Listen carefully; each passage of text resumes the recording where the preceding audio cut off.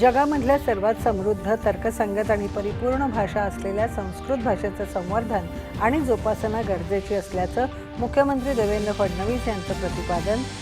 विशिष्ट समुदायासमोर संतुलन साधणारं सरकार अशी प्रतिमा निर्माण करण्यासाठी काँग्रेस सरकारने हिंदू दहशतवाद, भगवा दहशतवाद असे शब्दप्रयोग तयार केल्याची मुख्यमंत्र्यांची टीका.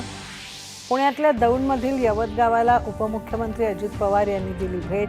परिस्थिती आता नियंत्रणात असून घटना घडवणाऱ्यांवर कठोर कारवाई करण्याची मुख्यमंत्र्यांची घोषणा.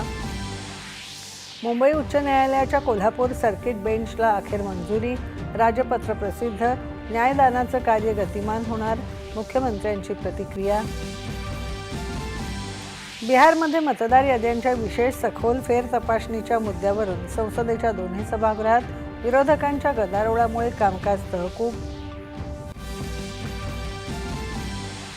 उपराष्ट्रपती पदाची निवडणूक 9 सप्टेंबरला होणार. 7 ऑगस्टला अधिसूचना होणार जारी. 21 ऑगस्टला नामांकन भरण्याचा अखेरचा दिवस. राज्यात 89,000 कोटी रुपयांहून अधिक खर्चाचे 38 रेल्वे प्रकल्प अंमलबजावणीसाठी विविध टप्प्यांवर. रेल्वे मंत्री अश्विनी वैष्णव यांची राज्यसभेत माहिती.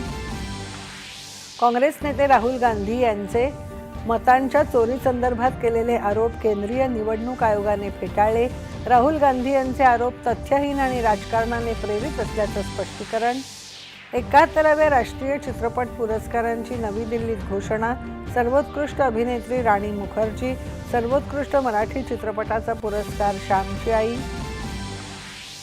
लोकमान्य टिळक पुण्यतिथी आणि लोकशाहीर अण्णाभाऊ साठे यांच्या जयंतीनिमित्त राज्यभरात विविध मान्यवरांकडून अभिवादन.